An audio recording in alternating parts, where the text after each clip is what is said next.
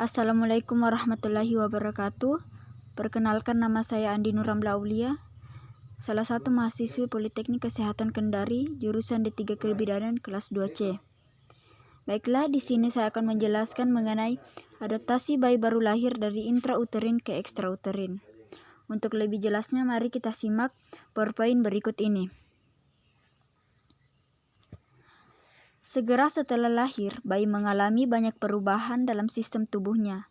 Hal ini berkaitan dengan proses transisi dari fase yang sangat tergantung pada plasenta dan tubuh ibu semasa di dalam uterus ke fase kemandirian sistem tubuh untuk bekerja secara mandiri tanpa bergantung pada plasenta. Proses adaptasi yang perlu diketahui oleh seorang bidan yaitu: pertama, adaptasi fisiologi bayi baru lahir pada sistem pernafasan. Yang kedua, adaptasi fisiologi bayi baru lahir pada sistem hematologi dan sirkulasi darah. Yang ketiga, adaptasi fisiologi bayi baru lahir pada sistem imunitas. Yang keempat, adaptasi fisiologi bayi baru lahir pada sistem gastrointestinal. Yang kelima, adaptasi fisiologi bayi baru lahir pada sistem ginjal. Dan yang terakhir yaitu adaptasi fisiologi bayi baru lahir pada sistem hematologi. Oke, yang pertama saya jelaskan yaitu sistem pernafasan. Selama dalam uterus, janin mendapatkan oksigen dari ibu melalui plasenta. Dan setelah bayi lahir, plasenta terputus dan bayi akan berusaha bernafas dengan tangisan, dan tangisan tersebut akan menyebabkan perkembangan paru-paru. Perkembangan paru-paru berfungsi mengeluarkan cairan dalam paru-paru dan mengembangkan jaringan alveolus paru-paru untuk pertama kalinya.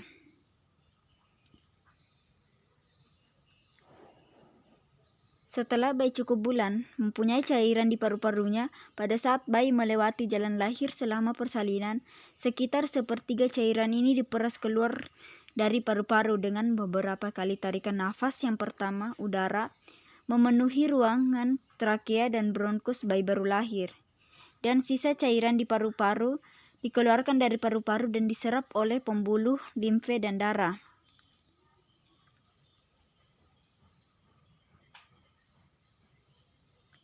Peningkatan aliran darah paru-paru akan memperlancar pertukaran gas dalam alveolus dan akan membantu menghilangkan cairan paru-paru dan merangsang perubahan sirkulasi janin menjadi sirkulasi rahim. Berikutnya yaitu sistem hematologi dan sirkulasi darah.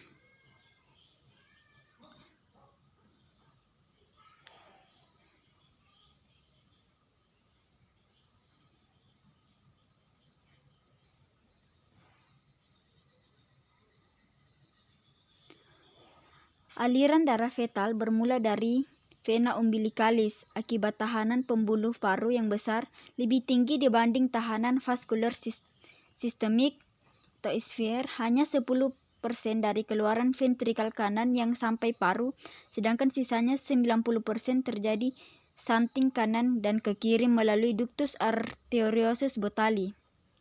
Pada waktu bayi lahir terjadi pelepasan dari plasenta secara mendadak, atau saat umbilical cord dipotong atau dijepit. Tekanan atrium kanan menjadi rendah, tahanan pembuluh darah sistemik naik, dan pada saat yang sama paru mengembang. Tahanan vaskular paru menyebabkan penutupan foramen ovale atau menutup setelah beberapa minggu. Aliran darah di ductus arteriosus botali berbalik dari kiri ke kanan. Kejadian ini disebut sirkulasi transisi. Penutupan disebabkan kontraksi otot polos pada akhir arteri pulmonalis dan secara anatomis pada usia 2-3 minggu. Pada neonatus, reaksi pembuluh darah masih sangat kurang sehingga keadaan kehilangan darah, dehidrasi, dan kelebihan volume juga sangat kurang cermat dan teliti. Tekanan sistolik merupakan indikator yang baik untuk adekuat terhadap penggantian volume. Otoregulasi aliran darah otak pada bayi baru lahir tetap terpelihara normal pada tekanan sistemik antara 60-130 mmHg atau frekuensi nadi bayi rata-rata 120 kali per menit dengan tekanan darah sekitar 80/60 mmHg. Afinitas oksigen dan hemoglobin.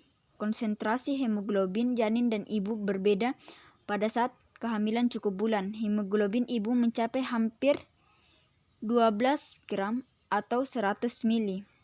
12 gram per 100 mili.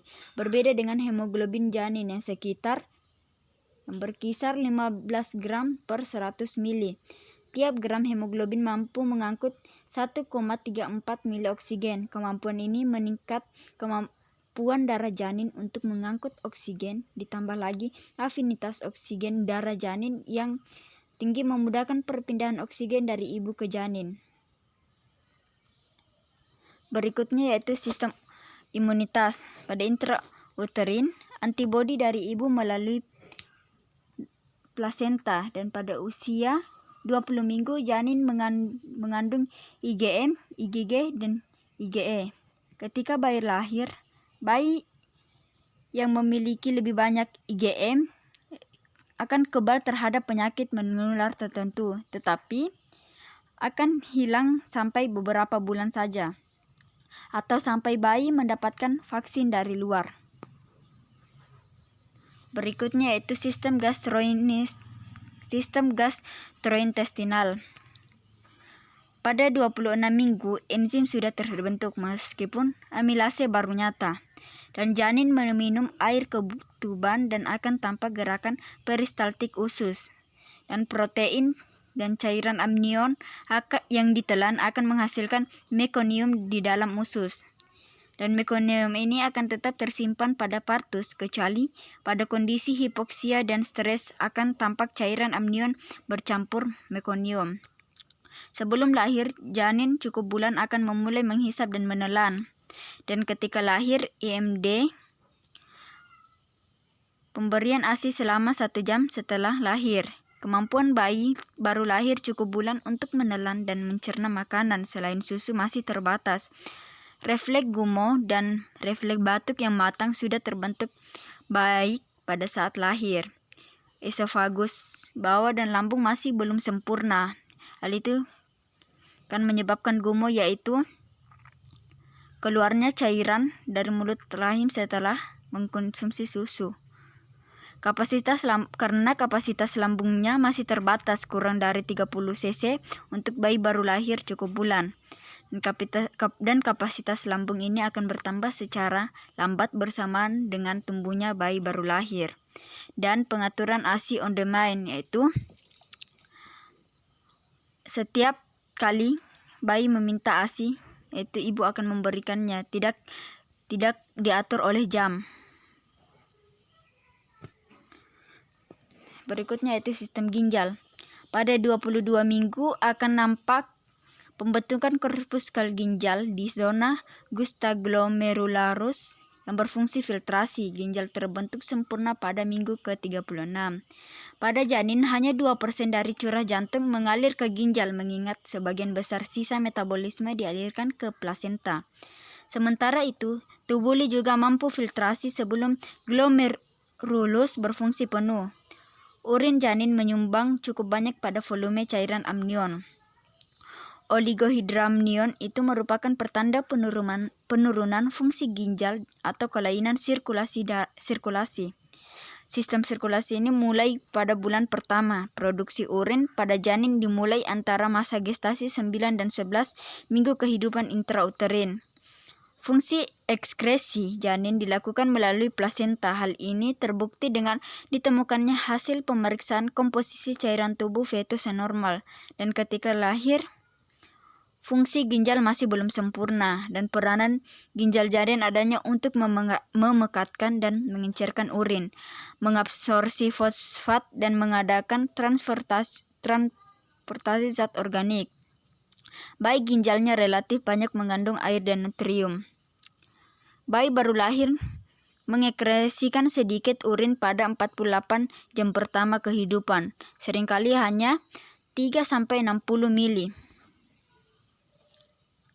Oke, itu saja yang dapat saya jelaskan. Lebih dan kurangnya mohon dimaafkan. Wabillahi taufiq wal hidayah. Wassalamualaikum warahmatullahi wabarakatuh.